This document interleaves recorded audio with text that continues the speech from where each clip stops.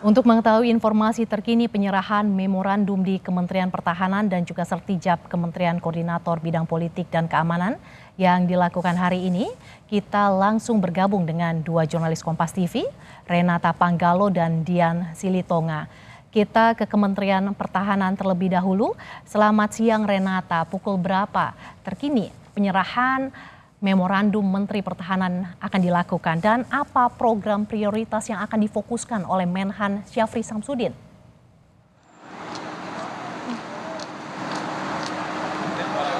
Ya, selamat siang Mercy dan juga saudara. Rencananya acara penyerahan memorandum Menteri Pertahanan yang juga akan dirangkaikan dengan penyambutan dan pelepasan Menteri Pertahanan ini akan digelar pada pukul 13.00 waktu Indonesia Barat di Kementerian Pertahanan, Jalan Medan Merdeka Barat, Jakarta Pusat. Kalau dari informasi yang kami dapatkan, Presiden Prabowo Subianto dijadwalkan akan hadir dalam acara ini. Karena memang kalau dari informasinya juga rencananya pada saat pelepasan Menteri Pertahanan periode 2019-2024, Presiden Prabowo Subianto begitu akan ada iring-iringan dari kantor Kementerian Pertahanan, kemudian Jalan Medan Merdeka Barat menuju Istana Negara. Yang berarti ini merupakan kesempatan bagi pegawai Kementerian Pertahanan untuk kemudian berpamitan dan juga berterima kasih kepada Presiden Prabowo Subianto atas jasanya memimpin Kementerian Pertahanan dari tahun 2019 hingga tahun ini 2024. Mercy dan juga saudara, untuk program-program yang kemudian nanti menjadi prioritas Kementerian Pertahanan, sebenarnya kalau dari Menteri Pertahanan Syafri Samsudin ini belum membeberkannya secara gamblang kepada media. Namun kalau kita mengacu pada visi Presiden Prabowo Subianto terkhusus pada Kementerian Pertahanan, ini nantinya akan ada penguatan pertahanan dan keamanan yang menjadi salah satu fokus utama di tengah ketidakpastian dinamika global. Selain itu juga Mercy, Presiden Prabowo berencana akan menaikkan anggaran secara bertahap di Kementerian Pertahanan ini, tentu untuk sebagai upaya modernisasi dan juga penguatan militer, termasuk pengadaan dari alutsista. Kita ketahui, Mercy dan juga saudara, pos Menteri Pertahanan ini merupakan pos yang strategis karena ini merupakan posisi triumvirat, yang berarti apabila Presiden dan Wakil Presiden ini berhalangan atau tidak bisa menjalankan kewajibannya, begitu ini kemudian bisa diganti dengan posisi triumvirat ini. Selain Menteri Pertahanan, juga yang masuk dalam posisi triumvirat ini adalah Menteri Luar Negeri dan Menteri Dalam Negeri, sehingga tentu Presiden Prabowo Subianto ini memilih sahabat dekatnya begitu ya, orang kepercayaan yang kemudian mengisi pos yang sangat strategis ini. Kalau kita melihat rekam jejak ataupun riwayat dari Syafri Samsudin, ini kita ketahui Syafri Samsudin juga menempuh pendidikan di tempat yang sama dengan Prabowo Subianto, yakni Akademi Militer Magelang, dan lulus di tahun 1974, dan bahkan Syafri juga pernah meraih penghargaan lulusan terbaik Adi Makayasa. Selain itu juga Syafri bersama Prabowo akhirnya masuk dalam Korps Barat Merah Komando Pasukan Sandi Yuda yang pada hari ini kita sebut sebagai Kopassus. Dan dalam riwayat penugasannya juga Syafri sempat menduduki posisi yang cukup strategis, seperti memimpin pasukan untuk meredam pemberontakan di Timur Timur, Aceh, dan kemudian Irian Jaya. Kemudian dia juga pernah menjadi komandan Grup A Pas Pampres yang mengawal Presiden Soeharto. Kemudian selepas pensiun, Syafri juga pernah mengabdi di Kementerian Pertahanan sebagai Wakil Menteri Pertahanan di era SBY. Kemudian dilanjutkan menjadi Asisten Menteri Pertahanan bidang manajemen di Kementerian Pertahanan begitu di era Presiden Joko Widodo.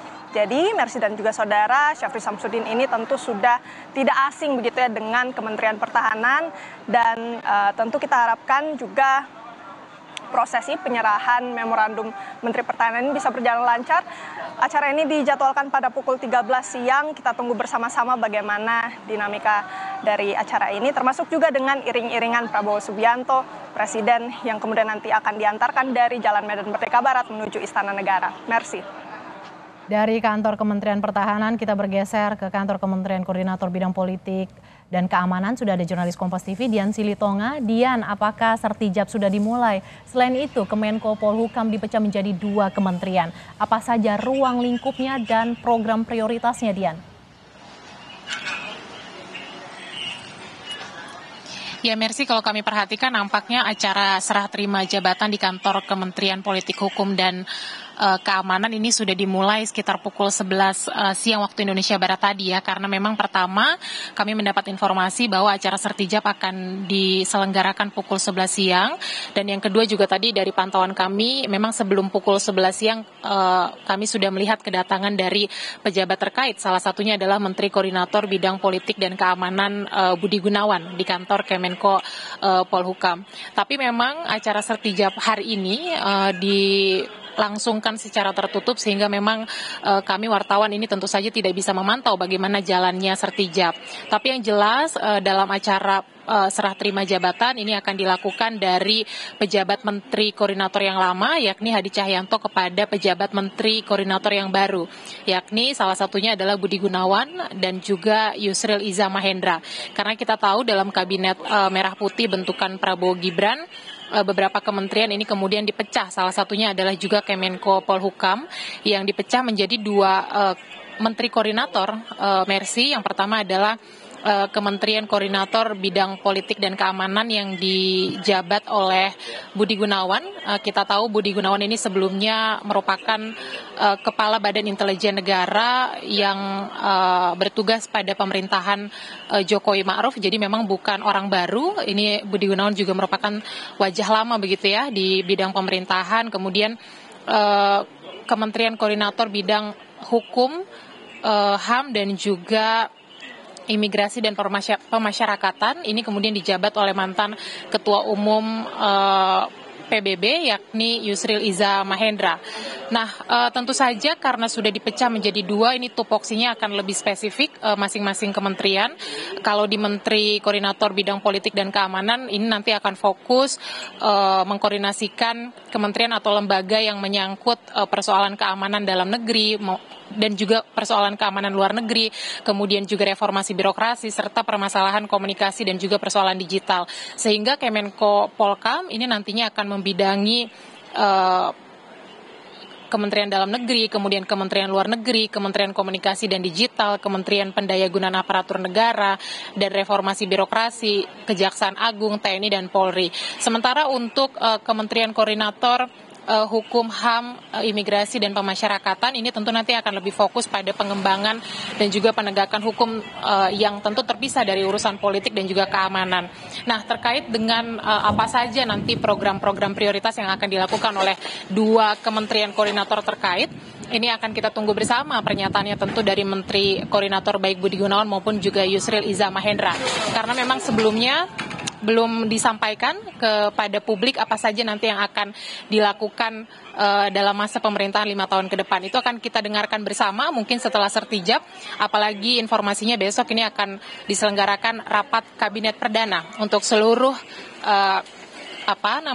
anggota kabinet yang sudah dilantik oleh Prabowo Gibran. Jadi kita nantikan bersama nanti, Mercy. Terima kasih jurnalis Kompas TV Dian Silitonga, dan sebelumnya ada Renata Panggalo. Terima kasih kawan-kawan atas laporan Anda.